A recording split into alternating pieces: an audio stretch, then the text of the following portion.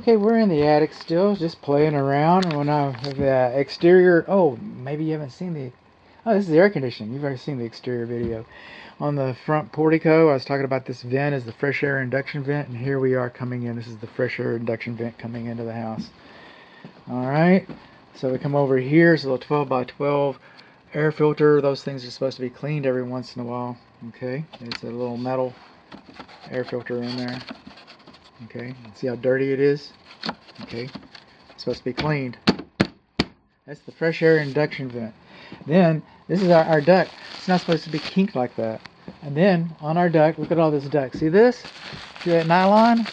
Alright, that's elastic and a cheap pair of underwear. That's going to curl up, and you know how it cuts into your hips and stuff when it gets kind of wore out and stuff? This stuff is going to do the same thing. We're supposed to have saddles underneath here to disperse the weight and keep it straight. That's what we're supposed to have, but we don't have that. It doesn't look like we do.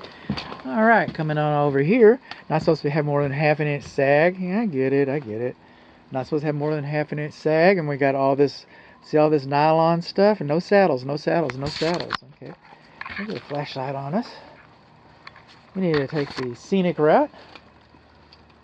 I wonder what I do with my flashlight. Yeah, isn't that crazy?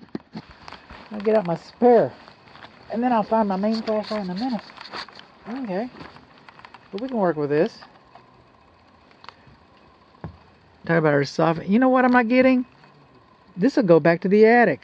From here on, I'm not getting any soffit vents, soffit baffles. This goes back to the attic. We're talking about that. This goes back to the attic. No soffit baffles. Where are our soffit baffles over there? Why didn't I catch them in the other video?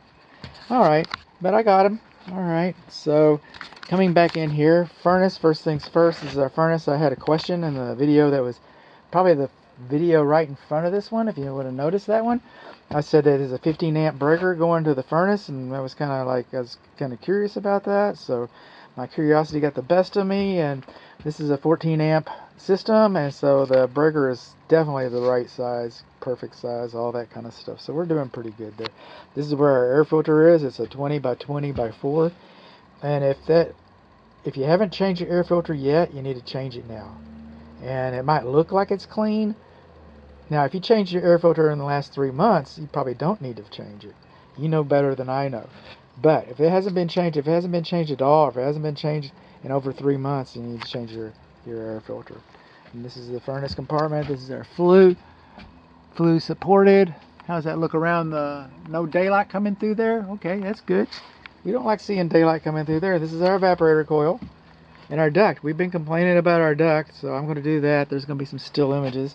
Now on the evaporator coil, this has usually got the most parts. I can talk about it a little more. Well, not the most parts, but what I'm dealing with. This is your primary evaporator drain line. It comes over here, and then, okay, if this pipe was on the other side, that would be a vent pipe, and it would be open. But this pipe on this side is a clean out pipe, and it should not be open. When this air conditioner's on, it blows cold air right up in here. When the heater's on, it'll blow hot air up in here. That should have a cap on there. After the P-trap, it shouldn't be blowing too much. So that one should be open. This one should be closed. You don't have that one, and this one should be closed. This is our P-trap. We've got a shallow P-trap. All right, they sell them in the store. They're make faster, quicker. I get that. They sell them in the store. Does that make it right? No. Check with the manufacturer. Check with Lennox. Check with Lennox and see what kind of P-traps they want on those things.